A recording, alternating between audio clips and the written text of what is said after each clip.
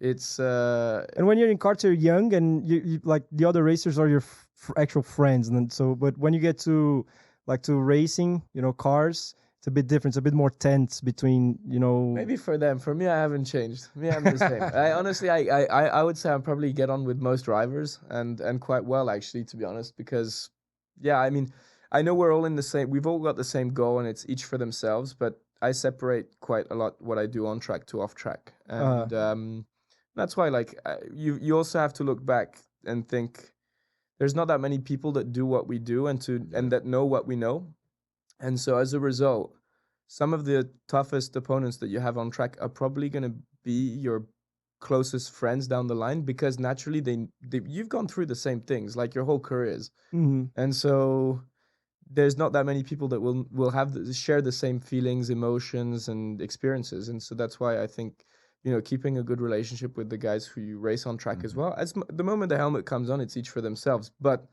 when you're off the track, why not? But like sometimes you have like a intense rivalry with someone, and it's hard to keep a good relationship with someone. No, I think in those moments, yes, it's difficult, but it's like when you look at like a relationship like Hamilton and Rosberg, like these guys fought each other for 3 years, but they were friends back in the day. No, they were friends, yeah. And one of them, and that's why I struggled now, because like one of them is and he won another 4 championships, 3 or 4 championships did Lewis win, and Nico's gone into something completely different.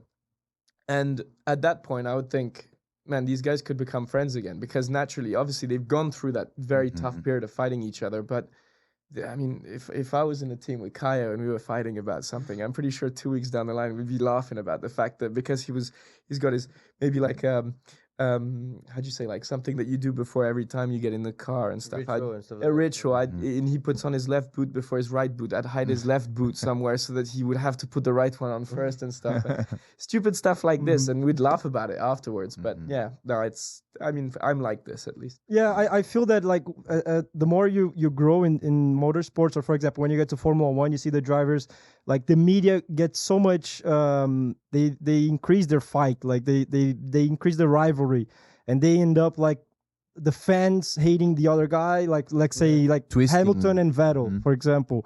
If you get them, like the fans used to hate it, and the fighting, but now you see they're actually good friends, and they're always not always together, but when Vettel's at the track, it's a lot of this media attention that brings them actually closer in the end, and they become good friends. So. I mean, to be honest, you can just look at I mean, there's very positive and negative reviews about Drive to Survive. I think it helps the sport massively grow, not just F1, just motorsports as a whole. But when you're watching a race and you know that the radio messages they're using are for a different race, you're just like, you're just making shit up right now. Exactly. But No, yeah, the media does. And they actually build a conversation. Like they get an answer from a radio from another guy. Like it's completely. They really make it like a soap opera. The director would be good here in Brazil, doing some soap operas. No, but I would say the same thing. Like for me and my biggest rival since I joined cars was Victor. And 2020, we fought the whole championship, the Formula Renault championship, and then we came to Formula 3 together as teammates. And on the period of the 2 years, we had a big rivalry, and we were not really good friends. Mm-hmm. And after that 2 years gone by, I cheer for him every race. When when I'm watching F2, for him, he's one of the guys that I cheer the most. Mm-hmm. And I think this is quite special because we've been through the same thing, the same academy, the same people. So it's quite exactly. Like it's not possible that you're not friends. Of course. At 2020 when he won the championship, I wanted to kill him. Yeah, exactly. Right now, I mean, there's nothing I can do about it.